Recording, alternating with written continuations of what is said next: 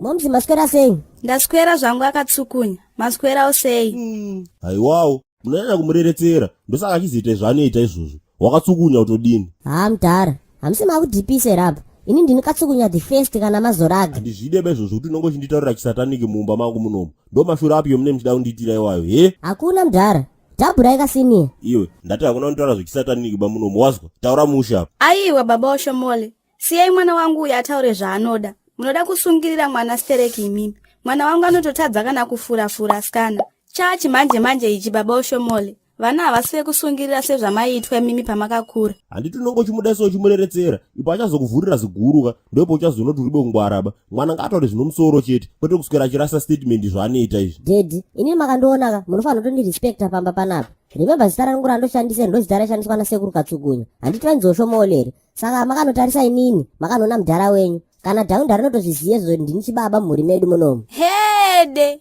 Uri, waimbozviti unotaura kaIngry Bird. Apa wakazozvizvara manje apa. Rega ndiseke zvangu ini. Muri kuendepiko naye sekuru Katsukunya zvamatochena kudai? Ndiri kumbona study mathematics momzi. Oh, that's good, Professor Katsukunya. Dzidza mwanangu uitewo mari yako. Usaite sababa vako havana addiction yekurima mapuno. Apa Florida tomatoes inodedzwa kuti fluoride. Hede! Hamungambozvizwisise madzimai. Iwewo Oshomole kana uenda ikweyoka, usazonobate tusvipa bawaswa. Uite zvechikoro chete. Wakanoita zvombanje ikweyo kana zvobhurongoka. Ndokutere koko ndakakubanzura. Wazwaka, metsi dzokutodini. Unoziva metsi dzipi iweyo? Siyai mwana aendemi baba imi. Mukwane manzwaka.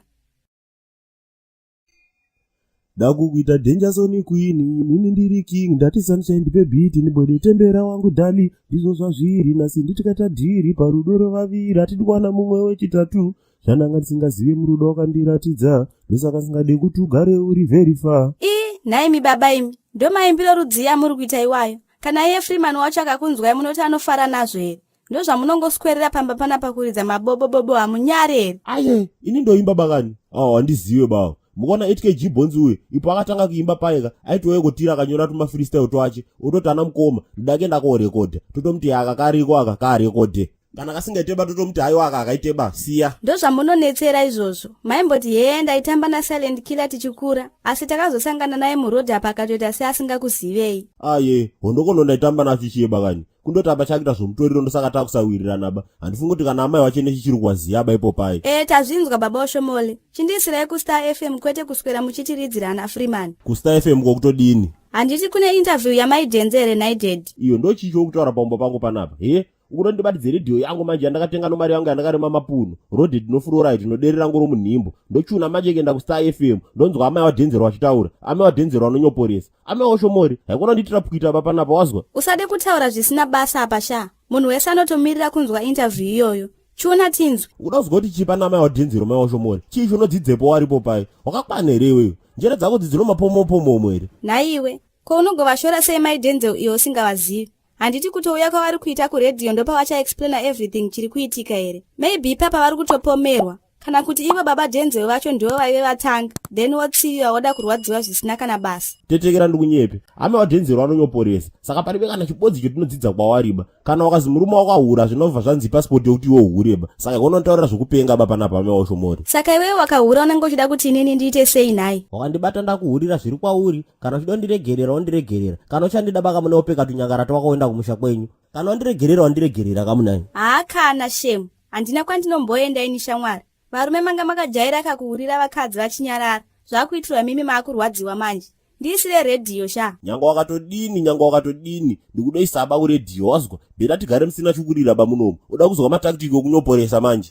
Isaikani. Chiko nayi mimi. Kuri bezvozvo bawazwa. Nyongono kutodini. Chicho unodzidza pana amai waDenzel. Ndinyepe kana chibodzi zvachene. Sha izvo zvazvina kana basa. My Denzel is a warrior nekuti she stood up for her bully husband. Iyo kunyoporesa kwe stand up yokutodini. Kadije kacho futi kashangwe komunhu kanda kupunzu muriyo. Kakutadza kugara mudzimba dzedu manje. Manje kana zviri izvozvo ndakutoenda kumba kwedu. Handigarire zvakadai ini. Kumba kwedu itoriko redhiyo shamwari. Original futi kwete kako katoshiba.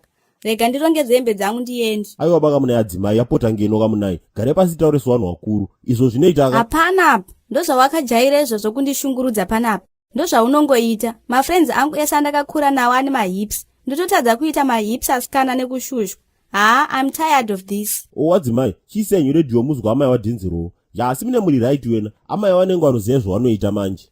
handiti ndo zvandiri kukuudza here. Isa uko nai. Owo.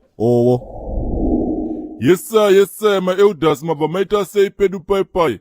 Fe yapindira hondo kondo shiri yehondo. Hatikeche-meche hatimeche-keche. Rugare rwemapostori tichipinda tichibuda tikagara tobhema. Ndokuti tioneka. Right. Timuka. Zvino hazvina kana kutombomira bhoma ndiregerera timu rangu. Ndikutongochemawo nesapoto yenyu kazvinhu zviri pasi vatungamiriri. Honeka pedu pai makanoshare mavhidhiyosi kapafacebook timu rangu. Makanoona kama-advert musingajambe ndokuti zvinhu zvacho kazviende mberi maiziya. Because mukashare ndokuti mavhidhiyosi edu kaite maviews akawanda pedu pai timu rangu. Manje mukasashare ndochi chakadaro chinenge ngozi ichocho. Then kuYouTube mabhosi angu musandiregerero please ka. Ndorangoti mungonobaya pai pakanzi subscribe. Zvegore rinoda kungoita miriyoni remasubscribers ka. Ndokuti ndioneka.